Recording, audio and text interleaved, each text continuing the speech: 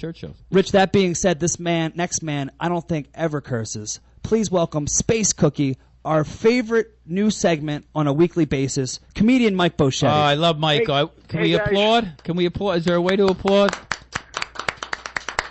It's called your hands. Okay, I didn't know it would come over here. What's up, Michael? Hey, guys, I was just listening. That's great that you guys, Rich, that's awesome because I'm sending you guys positive energy because, hey, man, you got to put cities on you've never been to before. Who knows? You know what I mean? It's a great way to look at things. That's awesome. Well, I mean, Mike, no one's toured more than you. I mean, how many cities have you been to?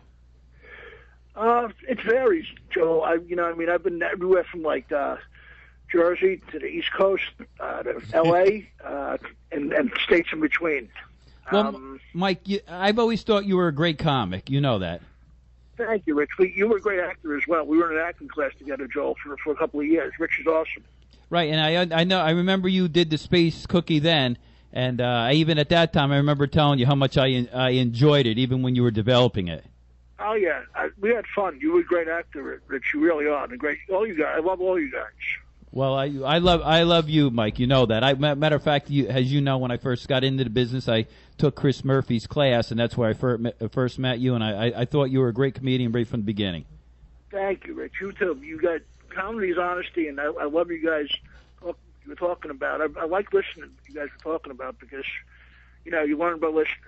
Yeah, and dropping science with your partner Ken Burmeister. I know each week it comes out on Tuesday night. It's a really great program. I really enjoyed listening to it. Oh, thanks. As you know, I'm a rap star now after that, me and Kenny. Dropping science. Listen, you've always been a rock star, my friend. Oh, rap star. I'm sorry. I like rap, too. I'm a fan since the Sugar Hill Gang days. Oh, okay. Well, a rap star. I'm sorry. You're a rock star and a rap star. Well, I wish I could be a gangster rapper. Those guys are cool. You're a gangster rapper in my book, Mike. Thank you. I haven't had a fight since third grade, so I don't know if that's a good gangster rap. I'm going to tell you something. You know who you are? You are the Kid Rock of comedy. Oh, thanks. I feel more like the Jackie Robinson of comedy sometimes. Why is that? Are you breaking barriers, Mike? I'm trying to, but when it comes to other comics and you guys, I'm respected. But when it comes to certain people, I feel like I'm the Jackie Robinson of comedy, and you know what I mean. I feel like I was Willie Mays in his first season back in 1950 something. Well, let's name names here, Mike. Let's name some names. Oh no. Never name names. Oh, okay. keep them in the back of your head just in case you have to, let them have it one day, but never name names. And speaking of which, Mike, I've never heard anybody say anything bad about you. It's always positive thoughts when it comes to Mike Bocchetti. Thanks, Joe. I try to do my best. I've been doing this for 20 years now, and you know what? It's a journey, and you got to love it. And like I said, you guys do a lot of cool stuff too. I mean, you do benefits all the time, which is awesome. That's why it comes back to you if you're cool. Now, for the listeners out there, why don't you tell a little bit about what they can expect from this week in Droppin' Science with Ken Burmeister? Last week we blew up a bar of soap. You blew up a bar of soap? Well, we almost blew up a bar of soap. I thought that was just a Facebook status. Ken really was thinking about what it would be like to throw it in the microwave? Oh, no, we did actually throw it in the microwave, and I was scared crapless because I was like, oh, no. You know what I mean? I'm like, these are things you read about happening in, page 5 of a newspaper, two guys messing around and some freak accident happens. I got paranoid. I'm like, I don't know if we should put a bar of Ivory soap in a microwave. It don't sound like it's going to be a good thing. Well, it all depends on whose microwave it is, too. I think it's his microwave, but you know what? I'm a big guy myself, and so I figured, and it started popping like popcorn. I'm like, oh, no.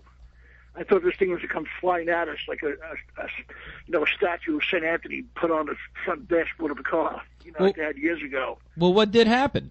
You don't want to let it out on this show? You're going to wait for your show? We opened it up, and it smelled pretty good. It opened the chemicals up in the soap, and it smelled good.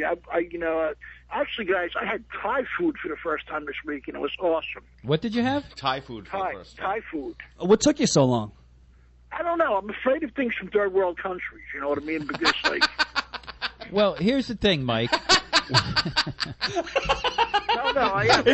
Just the food or people in general? No, not the people. People can be cool. I'm not afraid of the people. I'm just like, after I watch that show, Bizarre Foods, Andrew Zimmerman, I didn't eat fried fried whatever he eats. He's like eating like hamster knuckles and stuff like that, right? Oh, hamster knuckles is like a dessert to that guy. He's eating all kinds of stuff. I'm like, I mean, I like Chinese food, but that's as daring as I get. You know what I mean? And, that's what you get with the Thai food. It's not, you're not actually getting Thai food. They're not importing the produce from Thailand. I guarantee you. They're going. It was good though. It was really. I had something called Drunken Noodle. Yeah, that's actually, they named that off after Scarpelli after he showed up in a Taiwanese restaurant. That was actually it was a Thai whorehouse, and I had the Drunken Noodle working. Yeah, good one. There you go. I like that one. Can you just say the H word? I'm sorry. I'm afraid of saying the H word on the here with you guys because whore. Yeah, I thought that. Oh, yeah, I forgot. We can say. I won't say nothing more than that. Actually. Listen, well, you're allowed to say it. I'm not quite sure if Joel is happy that Matt is saying it, but let's face it. Almost every story that Matt starts out with has something to do with a prostitute. So whether it's he's at her house or he's dating her or she's at Easter dinner. Yeah, but Matt seems like a straight-laced kind of. I didn't think he was the kind of guy who would be chasing hookers down on Bay Street. You know what I mean? You know. Just for example, I'm more of the high class hookers, you know, the ones that come to the house. Now you got okay. You're right in your you're right in your assessment, Mike. He doesn't chase them down the street. They wait for his call at certain hours of the night.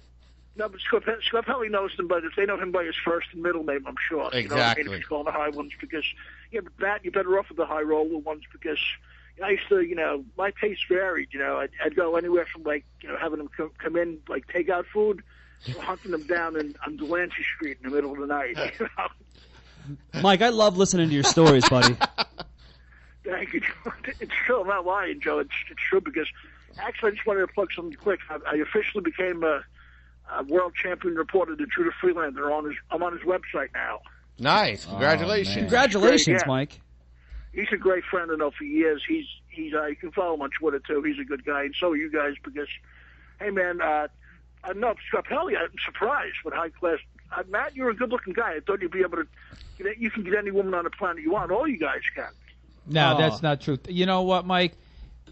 You're a good-looking man. Rich, it really is, though, Rich. You can get any woman you want because, you know why? As long as you put it this way, I think when most guys hit on women immediately, okay, which I think is they're sick and tired of because if you can just give them a compliment instead of saying, "Hey, baby, you're hot, sweetie," you can say, "I love those earrings, your dress, whatever," but be real with it.